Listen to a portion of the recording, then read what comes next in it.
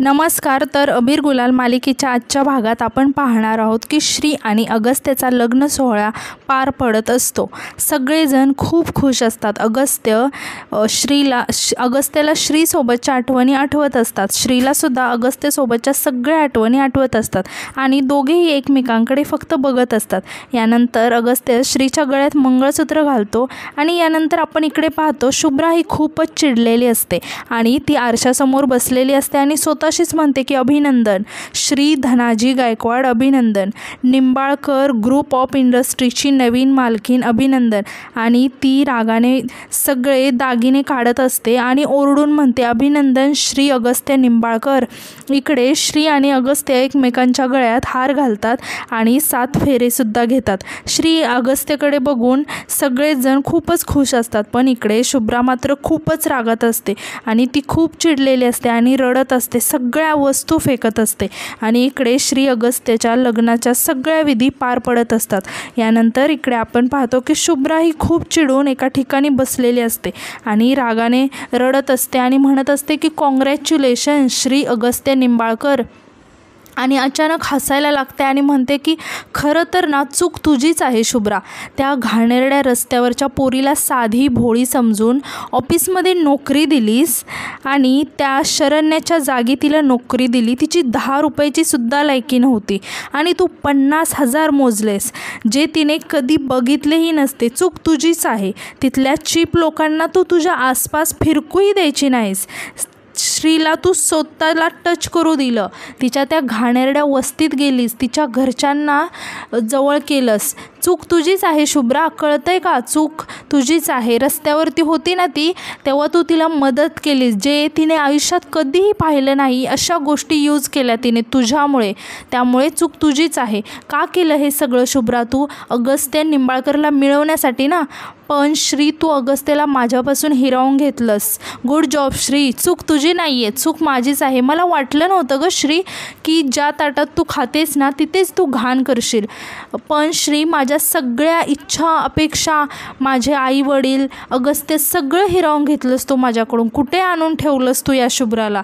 मीच तुला मोठं केलं. पण एक गोष्ट लक्षात ठेव श्री, जेवढं मी तुला मोठं केलं ना तेवढंच मी तुला धापकन खाली पाडणार आहे मी. आणि ती म्हणते की शुभ्रा ही चूक सुधारलीच पाहिजे आणि श्री तुला याची किंमत मोजावीच लागेल. यानंतर आपण इकडे पाहतो की श्री आणि अगस्त्यचा शुभ विवाह पार पडलेला असतो आणि ते सुलक्षणा ताईजवळ येतात आणि त्यांच्या पाया पडण्यासाठी खाली वागतात, आशीर्वाद घेण्यासाठी खाली वागतात. मात्र सुलक्षणा ताई मागे सरकतात आणि रागाने तिथून निघून जातात आणि त्यांना आशीर्वाद देत नाहीत. ते बघून सगळेजण खूप टेन्शनमध्ये येतात. स्वीटी वहिनी म्हणतात की मम्मीजी बिना आशीर्वाद दिल्या अशा इथून कशा निघून गेल्या आणि त्या खुश नाही आहेत का? तर मयुरी वहिनी म्हणते की अगं स्वीटी तसं काही नाही आहे. मग आदित्यदादा म्हणतात की मग ती अशी निघून का गेली? पृथ्वीदादा पण म्हणतो की मला हेच कळत नाही की हे लग्न जर तिला मान्य नाही आहे मग ती स्वतः श्रीला कशी काय तयार करून घेऊन येईल. आणि म्हणतात की मला असं वाटतं असं काहीतरी आहे की ती आपल्यापासून लपवते. मग अगस्त्यसुद्धा म्हणतो की सुलक्षणाताईला समजवण्यासाठी म्हणून तिथून जायला निघतो. तितक्यात धनाजीराव अगस्त्याला म्हणतात की थांबा, कुठे निघालाय तुम्ही? तर अगस्त्य म्हणतो ते जरा मी तिला बघून येतो. मग धनाजीराव म्हणतात की हे बघा, काही काळजी करू नका, त्या ठीक आहेत. तुम्हा सगळ्यांना वाटत असेल ना की त्या रागाने निघून गेल्यात, पण तसं काहीच नाही आहे, काळजी करू नका. अगस्त्य म्हणतो की हां म्हणजे थोडं तसं वाटतंय, तेच बघतोय मी. मग धनाजीराव म्हणतात की अहो तसं काहीच नाही आहे, त्या कामानिमित्त गेल्यात. खरं तर मगाशी जात होत्या पण मीच त्यांना थांबवलं, त्यामुळे तुम्हाला त्यांच्या मागे जाण्याची काही गरज नाही. अगस्त्य म्हणतो की कशासाठी गेली होती, म्हणजे तुम्हाला काय सांगितलं का तिने? मग धनाजीराव म्हणतात की अहो सगळंच नाही, पण काहीतरी महत्त्वाचं काम आहे असं म्हणत होत्या. अगस्त्य म्हणतो आई खरंच कुठल्या कामासाठी गेले माहिती आहे का तुम्हाला? म्हणजे आम्हाला खरंच काहीच कळत नाही आहे की हे जे आमचं लग्न झालं ते तुमच्या दोघांच्या संमतीने झालं आहे ना. मला सांगा, मला काहीच कळत नाही. यानंतर आपण पाहतो की इकडे मिली लपून छपून हे सगळं ऐकत असते आणि स्वतःला शाब्बासकी देत म्हणते की शाब्बास मिली शाब्बास. पण ही किती बोर लोक आहेत ना, काहीच उपयोग नाही आहे यांचा. आणि ती कोणाची तरी वाट बघत असते. इकडे आपण पाहतो श्रीचे आई बाबा म्हणजे प्रभाकर देशमुख, त्यांची बायको आणि श्रीची आजी हे सगळे तिथे आलेले असतात. आणि मिली त्यांच्याकडे बघून म्हणते की येस आता येईल मजा, आणि म्हणते की शुभ्रा खूप इन्सल्ट केलास ना गं तू माझा, मला वाटेल ते बोललीस, माझ्या कानाखाली मारलीस आणि मी सगळं सहन केलं, पण आता हे सगळं मी तुला व्याजासकट परत करणार आहे आणि हा सगळा हिशोब क्लिअर करणार आहे, आता मज्जाच मज्जा. इकडे श्रीची आजी ही श्रीच्या आईला ओरडत असते की काय चाललंय तुझं, काय चल चल करते, तू काय डोक्यावर पडलेस, आणि म्हणते की एवढ्या मोठ्या लग्नाला आलोय पण नाही चला चला म्हणून घरी घेऊन गेलो, पण झालं काय, परत इथंच यावं लागलं ना. मग श्रीची आई म्हणते की अहो आई, मी माझ्या मनाने नाही केलं, यांनी मला सांगितलं. इतक्यात प्रभाकर देशमुख म्हणतात की बस मग ते म्हणतात की इतक्या ह्या गोष्टींमध्ये मेन टायमिंग महत्त्वाचं आहे, त्यावेळेस आपण तिकडे पाहिजे होतो, आई सगळा घोळ ना तुझ्यामुळे झाला आहे, नाहीतर आपण माघारी गेलो असतो.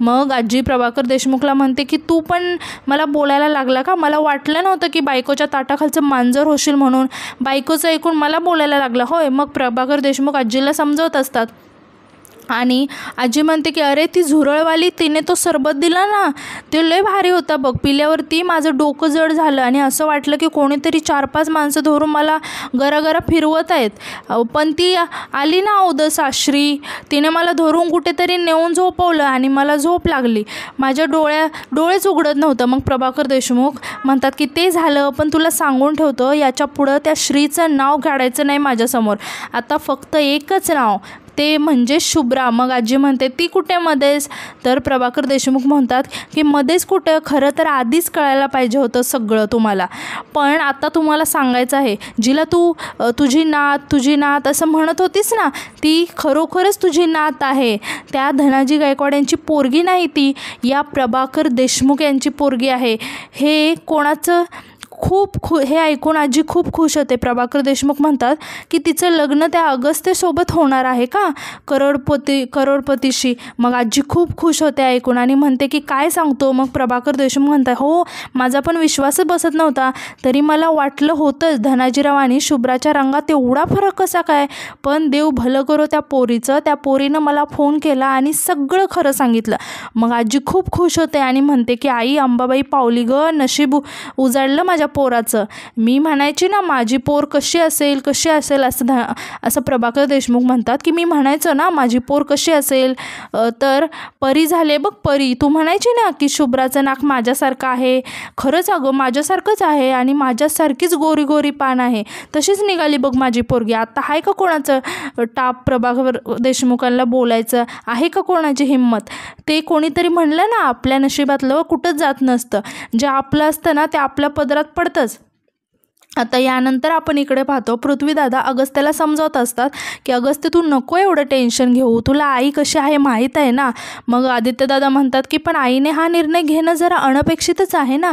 मग अगस्त्यसुद्धा म्हणतो की पण हा प्रश्नसुद्धा राहतोच ना, आईने हा निर्णय का घेतला हे मला कळायलाच हवं. पृथ्वीदादा म्हणजे पृथ्वीदादा अगस्त्याला समजावतात आणि म्हणतात की हे बघ अरे कारण काही का असे ना, तुला माहीत आहे ना आई नेहमी तुझ्या भल्याचाच विचार करते आणि तुझ्या भल्यासाठीच निर्णय घेते ना, असंच काहीतरी असेल. मग अगस्त्य म्हणतो बरं तसंच जर होतं तर आईने आशीर्वाद का नाही दिला मला, तिचं असं काय महत्त्वाचं काम होतं की आई अशी निघून गेली, काही प्रॉब्लेम तर नसेल ना. मग धनाजीराव म्हणतात काय हो अगस्त्यराव, तुम्ही उगाच काळजी करताय, काही झालं नाही, काय टेन्शन घेऊ नका, शांत राहा.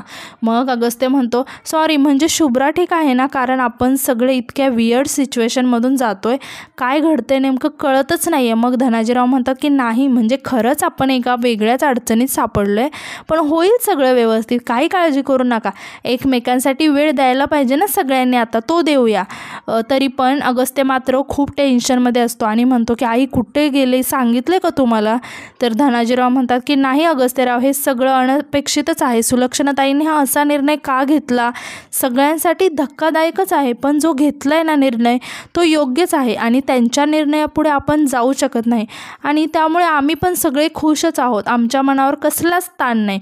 काय आहे ना कधी कधी असे निर्णय घ्यावे लागतात, यातच आपलं भलं असतं आणि काय आहे ना सगळ्या नशिबाचा खेळ आहे आणि नशिबापुढे कुणीच जाऊ शकत नाही, सगळं व्यवस्थित होईल.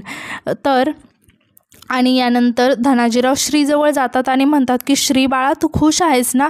मग श्री काहीच बोलत नाही, फक्त धनाजीरावांकडे बघत असते. मग अगस्त्य तिला म्हणतो की काही झाले का. श्री मात्र शांतच असते. आणि आजचा भाग इथेच संपतो. तर तुम्हाला अबीर गुलाल ही मालिका आवडते का, कमेंटमध्ये नक्की सांगा. आणि आपल्या चॅनलला सबस्क्राईब करायला विसरू नका. थँक्यू.